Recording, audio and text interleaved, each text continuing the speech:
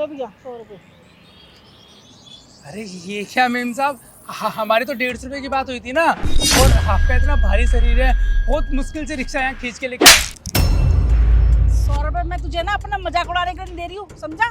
जो दिए ना वो चुपचाप रख ले, वरना ना ये भी छीन लूंगी तेरे से। कहा मेम साहब, हमारी कहाँ औकात जो आप आपकी मजाक उड़ाए।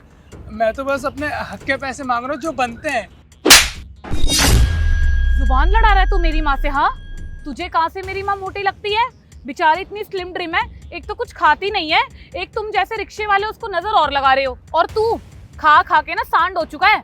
यहाँ पर ना ये बकवास नहीं चलेगी। 100 रुपए दे दिया, अब और पैसों की डिमांड कर रहे हैं। फ्री के आ रहे के पैसे? पेड़ लग रहे हैं मेरे घर। कैसी बात कर रहे हो मेम साहब, मैं कोई मजाक नहीं बना रहा।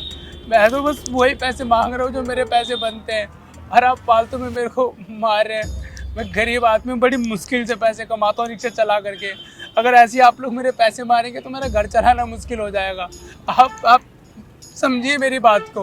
ओ देखो देखो माँ, कैसे मासूम बन के दिखा रहा है, जैसे इसके घर में खाने तक को रोटी ना हो। बन के ही रिक्शे वाले ऐसे ही दिखाते हैं कि हम गरीब है, बेचारे हैं, तभी तो हम जैसे अमीर लोग इन्हें पैसे देंगे। अगर ये गरीब नहीं बनेंगे तो हम इन्हें पैसे नहीं देंगे ज्यादा। इनका इमोशनल ड्रामा है मम्मी, आप इनके झांसे में मत आना।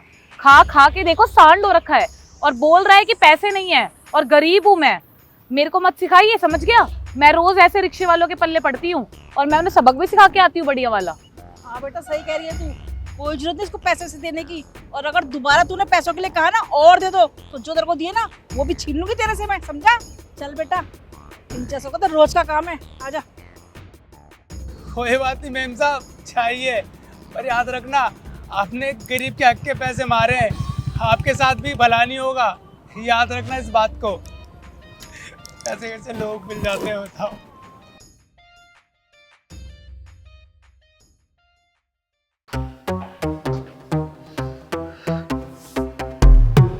मम्मी सच में आज उस रिक्शे वाले ने ना सर में दर्द कर दिया, पूरा मूड खराब कर दिया मेरा। मन कर रहा था मारू से। सही कह रही है बेटा तू।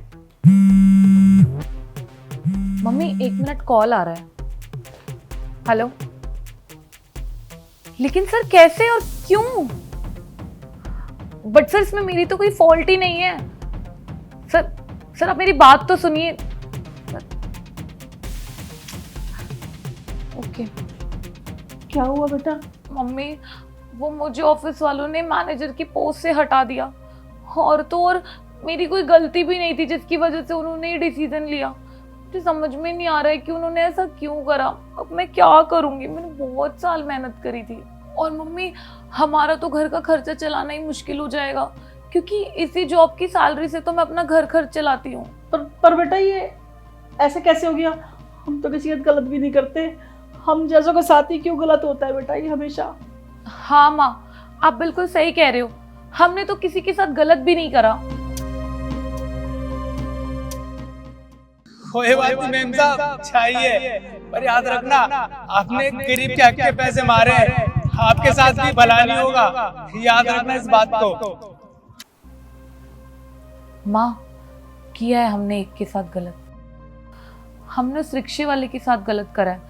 वो बेचारा तो अपने हक के पैसे मांग रहा था, और हमने उसको मारा भी और उसके पैसे भी नहीं दिए।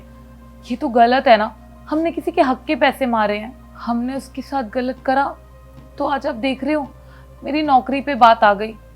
इसलिए लोग कहते हैं ना कि हमें कभी भी किसी के हक के पैसे नहीं मारने चाहिए। उस बेचारे की मेहनत की कमाई थी वो। हाँ बेटा तू सही कह रही है, आज हमने बहुत गलत करा उस गरीब के साथ। वो बेचारा 2 वक्त की रोटी कमाने के लिए कितनी मेहनत करता है, और हमने उसके हक के पैसे मार लिए। बहुत गलत करा बेटा हमने। सही कहा है किसी ने बेटा, किसी के साथ गलत करोगे तो तुम्हारे साथ खुद ब खुद गलत हो जाएगा। हमने बहुत गलती कर दी बेटा, आगे से ध्यान रखेंगे। हम कभी ना किसी के पैसे नहीं मांगेंगे, और ख़ास तौर पे कभी किसी गरीब के जो मेहनत करके कमाता है। आप टेंशन मत लो, आप आराम से बैठो।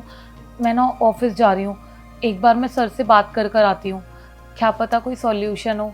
मैं उनसे बोलूँगी कि प्लीज़ मेरी जॉब ना छीने मुझसे, मैं चेंज करने जा रही हूँ। ठीक है बेटा।